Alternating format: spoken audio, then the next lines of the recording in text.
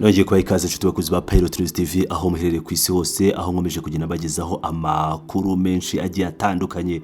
Tujye muri ya makuru dusanzwe tubagezaho muri gitondo, amakuru bagiye avugwa mu ngeri zigiye zitandukanye ku buryo umenya uko isi ihagaze. Turahera muri Repubulika Iharanira Demokarasi ya Kongo, dore ko ariho hari amakuru menshi by'umwihariko ajyanye n'intambara ikomeje kubera mu burasirazuba bwa Repubulika Demokarasi ya Kongo ndetse n'andi menshi agiye atandukanye. Mbere yuko tubagezaho ibijyanye n'uko twirwaneho, Amado ndetse na M23 ku bufatanye bamaze kwigarurira Poiziro, reka duhere ku musirikare wa FARDC wasinze arashe umugore we mbere yo kwirasa nawe akoresheje imbunda. Umusirikare wo mu ngabo z'igihugu cya Repubulika ya Demokarasi ya Kongo FARDC bivugwa ko yari yasinze yarashe umugore we amwegereye mbere yo kwiyahura, yahuze imbunda mu ijoro ryo kuwa mbere tariki ya 17 Gashyantare mu gace ka Masiani gaherereye muri komini ya Mulekela umujyi wa Beni muri Kivu y'Amajyaruguru. Amakuru aturuka muri ako gace avuga ko ibyabaye byatose ku makimbirane yo mu ngo. Ibi byemejwe n'umuyobozi wa komine ya Mulekela Ngongoma Yanga Dieudonné nk'uko inkuru dukesha Actualité.cd ibivuga. Yabisobanuye agira ati umusirikare wasinze yarashe umugore we arangije yitunga imbunda. Uyu musirikare niwe wapfuye mbere. Uyu mugore yagize amahirwe yo kujyanwa mu bitaro ariko nawe ahitanwa n'ibikomere. Iteka iyo abasirikare banyweye inzoga bafite imbunda ibintu ntabwo bigenda neza. Imirambo y'umusirikare n'umugore we itegereje gushyingurwa mu gihe ibintu nk'ibi bikunze kuba muri Beni ahamaze imyaka myinshi hoherezwa abasirikare mu rwego rwo kurwanya inyeshyamba za ADF. Ngira ngo murumva rero nk'uko abasirikare ba Repubulika ya Demokarasi ya Kongo bamaze kubimenyeza abantu nuko imyitwarire yabo atari imyitwarire ikwiye umusirikare. Bakunze kugaragaza imyitwarire itari myiza mu bihe bigiye bitandukanye, yaba kwiba ingurube, imbata, inkoko ndetse n'izindi nyamaswa. Bakomeje kugenda babigaragaza mu buryo bugiye butandukanye. Tuvuye muri Kivu y'Amajyaruguru Ibeni, reka duhite twerekeza muri Kivu y'Amajyepfo muri Poiziro ahabereye imirwano ikomeye cyane. M23 na twirwaneho basanzwe bafatanyije kuko bari muri Alliance Fleuve Congo bakaba bisubije Poiziro. Umutwe wa M23 ufatanyije n'abarwanyi b'umutwe wa twirwaneho kuri uyu wa kabiri tariki ya 17 bigaruriye agace ka Poiziro ko muri teritwari ya Fizi ho mu ntara ya Kivu y'Amajyepfo. AFC M23 na twirwaneho bigaruriye aka gace nyuma y'ibyumweru bibiri ingabo za Repubulika ya Demokarasi ya Kongo ryigaruriye kariya gace. AFC M23 yigaruriye kariya gace nyuma yuko kuwa mbere yari yiriwe mu mirwano ikomeye cyane, imirwano karabutaka n'ingabo zirimo iza FARDC, izo Burundi, Wazalendo, iza Tanzania ndetse n'abacancu. N'imirwano amakuru atugeraho yemeza ko yarasuyemo za drone amagana, drone nyinshi cyane z'ihuriro ry'ingabo zirwana ku ruhande rwa leta ya Kinshasa.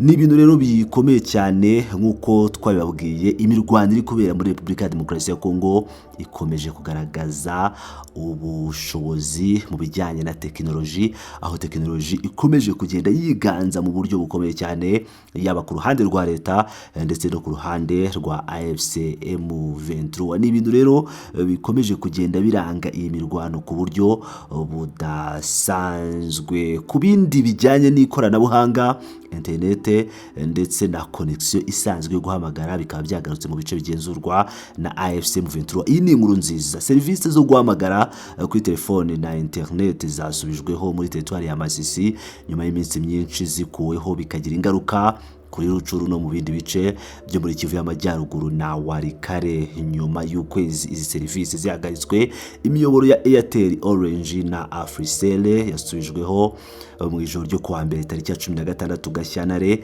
2026. Biravuga ko imiyoboro ya Vodacom ariyo gusa itarasubizwaho nk'uko amakuru aturuka mu bice bitandukanye avuga.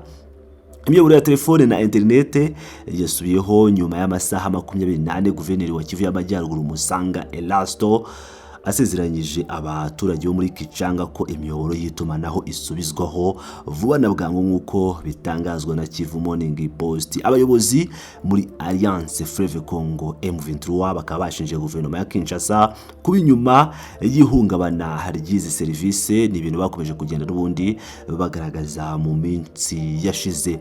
Iyi miyoboro yari imaze ukwezi ikuweho mu turere twa Masisi, Rucuru na Walikare tugenzurwa na AFC M23, byatumaga abaturage batabasha gutumanaho no kubona amafaranga yabo kuri M-Pesa, Airtel Money, Orange Money n'inguzanyo kuri telefone ngendanwa. Umuyobozi muri AFC M23 avuga ko abarimu batashoboye no kubona umushahara wabo. Biravuga ko gusubizwaho byagaruye ihumure ku baturage baho bamaze igihe kinini barabuze uburyo bw'ingenzi bw'itumanaho. Ngira ngo murumva ko AFC M23 ikomeje kugenda igaragaza ibikorwa bihambaye byo gufasha abaturage mu buryo bugiye butandukanye, bagenda bakemura ibibazo bitandukanye biba byaragiye biterwa na leta ya Kinshasa. Ngira ngo murabyibuka neza ikintu gikomeye cyane cyagarutsweho ubwo AFC M23 yageraga mu mujyi wa Goma, hari harakuweho amazi n'umuriro. Ni ibintu Colonel Nanga yakomeje kugenda agaragaza mu buryo butandukanye. Ibi Colonel Nanga yarabitangaje, ariko bakoze iyo bwabaga kugira ngo amazi n'umuriro bigaruke. Usibye amazi n'umuriro bagiye bakora ibikorwa bitandukanye birimo imihanda, birimo no gukemura ibibazo by'ibanze abaturage bagiye bagira, yaba gufungura banke, dore ko Kinshasa yafunze banke, ndetse n'iritumanaho rye ryakuweho bakaba barigaruye. Mbere yuko dukomeza, reka mbanze bagezeho aka video katangaje abantu benshi muri cya gihugu cyakomeje kwiyita Ubudage bwa Afurika, Allemagne d'Afrique. Reka mubanze murebe ibibera ku bibuga by'indege, aho bashitura indege kugira ngo zake nk'ushitura imodoka yo muri 90 cyangwa muri 80, za modoka zishaje cyane.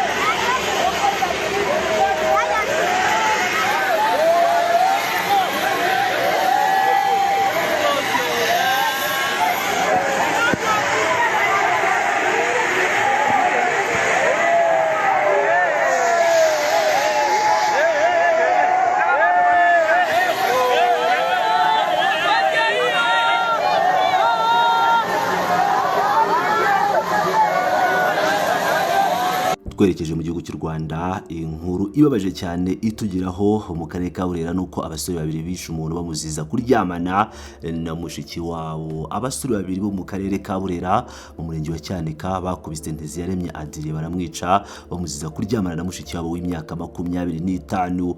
Nteziyaremye yapfuye kuwa 16 Gashyantare 2026 nyuma yuko ajyanwe kwa muganga ari intere bikarangira apfuye. Umwe mu muryango wa Nteziyaremye yavuze ko nta yindi mico mibi bari basanzwe bamuziho yatuma yicwa nk'uko yishwe. Ati twari turi mu murima turi guhinga, nibwo baduhamagaye ngo umuntu wanyu arapfuye. Tutiyishwe n'iki?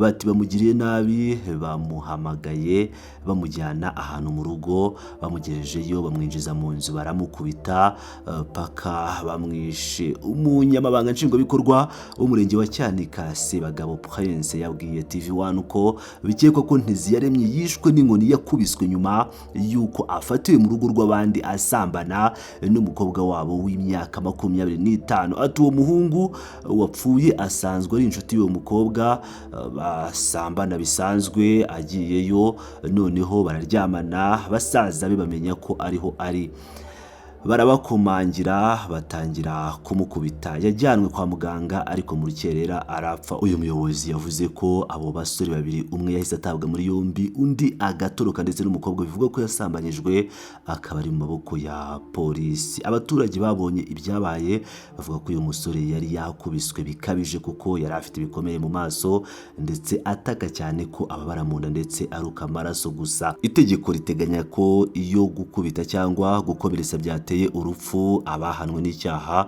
bahanishwa igifungo kitari munsi y'imyaka 15 ariko kitarenze imyaka 20 n'ihazabu itari munsi ya miliyoni 5 z'amafaranga y'u Rwanda ariko itarenze miliyoni 7 y'amafaranga y'u Rwanda. Ngira ngo rero murabyumvira neza, inkuru yabaje cyane yo mu karere ka Burera.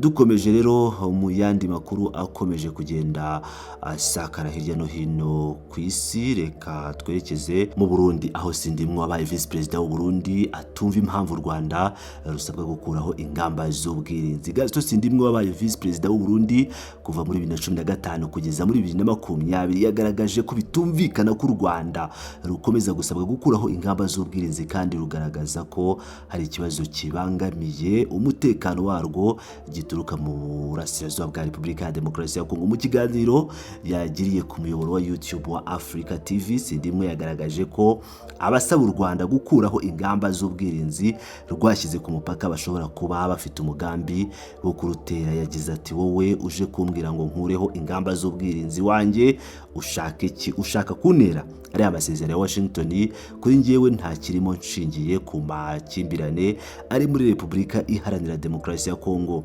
Leta ya Kongo isaba ibihugu birimo Leta Zunze Ubumwe za Amerika gufatira u Rwanda ibihano kuko ngo rwarenze ku masezerano y'amahoro yasinyiwe i Washington tariki 4 Ukuboza 2025. Sindimwo yagaragaje ko ntacyo ibihano bishobora gutwara igihugu kuko n'u Burundi bwafatiwe ibihano muri 2016 ariko bwakomeje kubaho. Abona ko nta kindi bigamije keretse gusa gutera abantu ubwoba.